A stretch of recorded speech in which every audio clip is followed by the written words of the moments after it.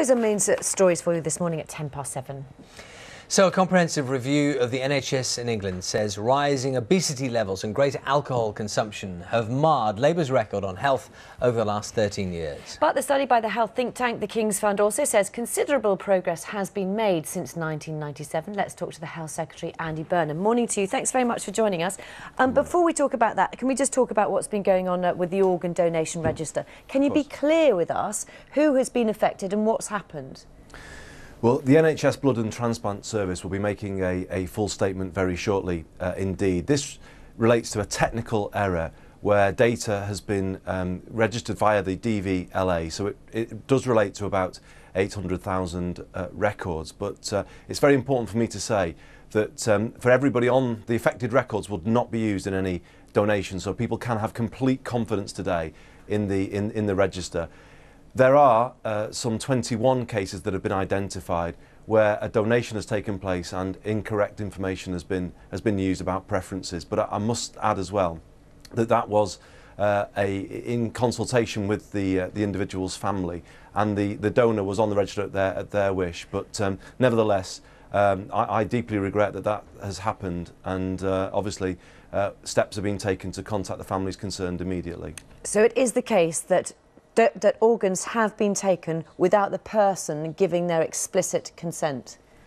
Well, everybody who is on the register has consented to be on the organ donation register. In respect of the 21 cases, it would appear that people's individual preferences that they had made had not been accurately recorded. So when it came to a donation, obviously that information was incorrect. Nevertheless, a conversation always takes place with an individual's family, and in all of these cases that was the case too. But nevertheless, this really shouldn't have happened. This was a technical error, and it will cause, I'm sure, great distress to the families affected, and the NHS Blood and Transplant Service will be taking immediate steps to contact those affected. For everybody else, if people don't hear from the NHS Blood and Transplant Service, then they can be absolutely confident that their records are correct. You say it shouldn't have happened. How was it allowed to happen? How did it happen? Well, we will be finding out more details when an independent review is conducted into this, and I'll be announcing later today a review into this, and we do obviously need to get to the bottom of it.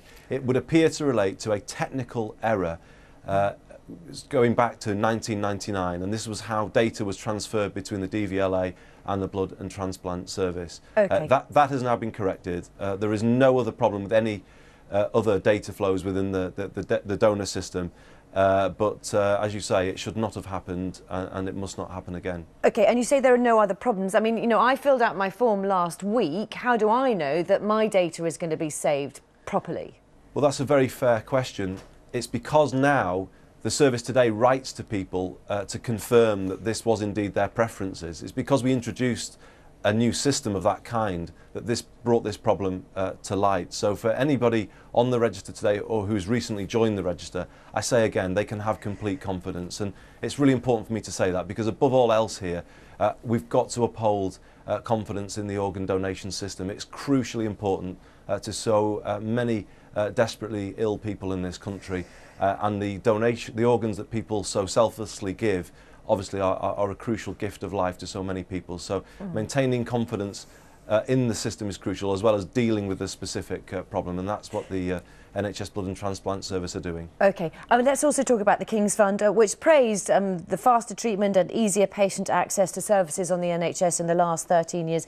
They do say that more needs to be done, though, tackling major public health challenges like alcohol and obesity. That is going to have to be done, we all know, and I'm sure you'll admit this, on reduced funds. How are you going to do that if you win the next election?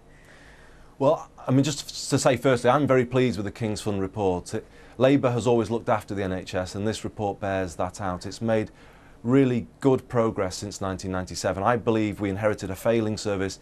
Today it's overwhelmingly a good service, providing good care to the vast majority of people. There are public health challenges today caused by lifestyle choices, but we are also making inroads there. Recent figures show that childhood obesity is levelling off, and we've taken great strides to bring down levels of smoking.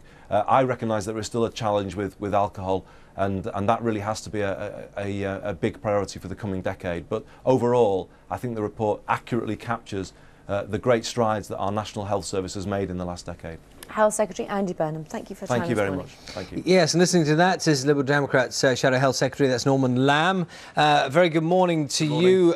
Now, we have very much two sides to this picture, don't we? We have significant improvements, as the King's Fund calls it, over the past 13 years. At the same time, looking ahead, which is what everyone is doing now, the election campaign underway. This £21 billion gap, they say, in funding in the NHS by 2014. That is a frightening figure. Yes, it is. I mean, they're right to recognise that things have improved in many respects. So, for example, on waiting times, I can remember when I was first elected to Parliament in 2001, some people waiting over 3 years for hip and knee joint operations, for example. So that has improved, but it's been at enormous cost. And I think there's a general view that the use of money within the NHS has not been efficient. There's been lots of botched reorganisations, and now inefficiency is a luxury we can't afford. You're right to highlight the enormous challenge that the NHS faces. We've got continuing increases in costs, particularly because of lifestyle conditions like obesity and like alcohol abuse, and yet no more real terms increases of any significant size, whoever wins the next election. So the whole focus has to be on how we use the money more efficiently to make it go further, but also critically to continue to improve patient care, particularly in areas like mental health, where there are still really significant problems. Mental health isn't part of the 18-week access target. So for many people, you can be waiting months on end, waiting for treatment, for access to treatment, and that's got to improve. Yes, can you give us an indication then? This phrase frontline services is one that's bandied around an awful lot in relation to public services at the moment, particularly in relation to NHS. Sure. Now, what are the Lib Dems saying about how much money should be spent relative to what we're spending at the moment, and about that phrase, frontline services? What we want to do is to achieve real savings in the NHS by, in particular, reducing the ludicrously large bureaucracy, central bureaucracy, which dictates so much in the NHS, and reinvest that money into patient care. We've got to find new money from within the NHS to protect those services, and in particular to ensure that access remains good. You know, the report talks about improving cancer survival rates, for example, but you've got to ensure that people can get their treatment on time. That's one of the key things that improves survival from cancer. One of the particular concerns we have is that, I mean, we would give an entitlement to access treatment on time, and if you don't get your treatment on time, then the Lib Dems would pay for it privately. The Conservatives, by contrast, would abandon all targets. And the real risk is that we slip back, and the report highlights this, that we slip back into much longer waiting times, which we had back in 1997, if we don't use the money effectively. Apologies for interrupting. I just wondered if you get one issue sort of clear. Under the Liberal Democrats, would you have no fewer doctors and nurses? Would the number of doctors and nurses increase in the NHS under the Lib Dems? Yeah, we need to have the doctors and nurses that the service requires to provide care for patients. And the crazy thing is that in the last year, we've seen an increase of 5,000 in the number of managers employed.